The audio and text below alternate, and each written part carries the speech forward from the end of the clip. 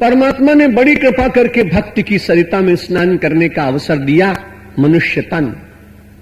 भक्ति में स्नान करना चाहे तो कोई भैंस स्नान थोड़ी कर सकेगी। आपने कितने तबेले यहां देखे होंगे, जब भी मौका मिलता है तो भैंस तो कीचड़ के पानी में बैठ जाती है।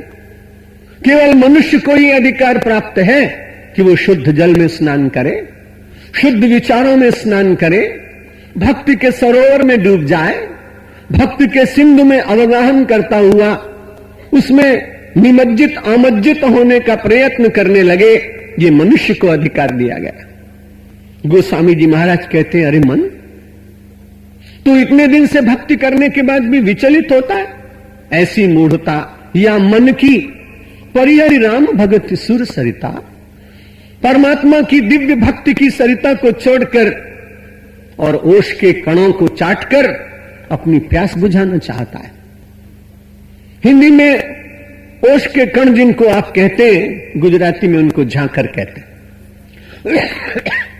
रात्रि में छोटे छोटे जो बूंद पड़ जाते हैं घास के ऊपर, पुष्पों के ऊपर, वृक्षों के ऊपर, उन ओस की बूंदों को कोई चाट कर और अपनी प्यास बुझाना चाहे तो क्या प्यास बुझेगी? ठीक यही दिशा, यही दशा मानव की हो जाती है कि वो केवल संसार के वैषयिक पदार्थ रूपी बूंदों को चाटकर अपनी आत्मा को परितृप्त करने का मिथ्या प्रयास करता है। इसलिए गोस्वामी जी ने भी कहा कि परमात्मा की ओर चलने का मन तू प्रयत्न कर।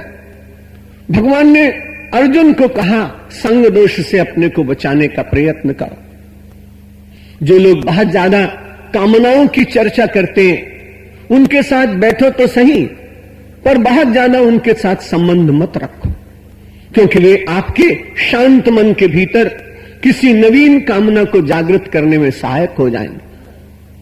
कामनाओं से कामित मानव संसार में कभी शांति का दर्शन कर नहीं सका है। इतिहास इस बात का साक्षी।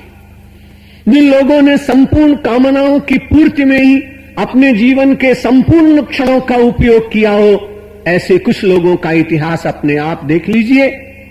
परिणाम में पता लगेगा कि उनको निराशा हाथ में लगी थी, उन्हें कुछ मिल नहीं पाया। इसलिए परिश्रम अवश्य कीजिए, गृहस्थाश्रमी है, उद्योग करिए, व्यापार कीजिए, लेकिन पहले से नियमित मन में विचार करिए कि जीवन का लक्ष्य क्या है। लक्ष्य है परम शांति, आत्मानंद की प्राप्ति, सुखपूर्वक संतुष्ट से जीवन जीना। और यदि ये सारा व्यापार आपके इन 3 उद्देश्यों में पूर्ण होता चला जाए तब उसे आप भगवदीय भावना मानिए।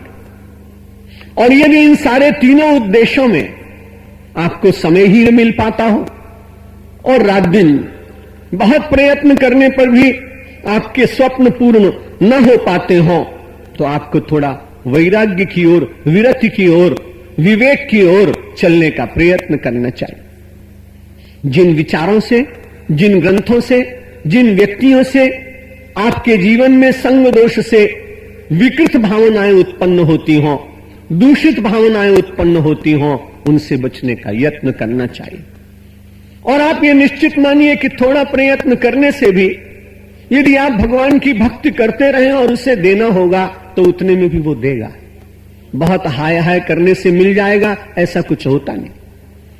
थोड़ा प्रयत्न और शेष सारा प्रयत्न भगवान के स्मरण के लिए, तो परमात्मा भी देखता है कि ये मुझ पर आश्रित है, इसलिए मुझे इसका रक्षण करना चाहिए।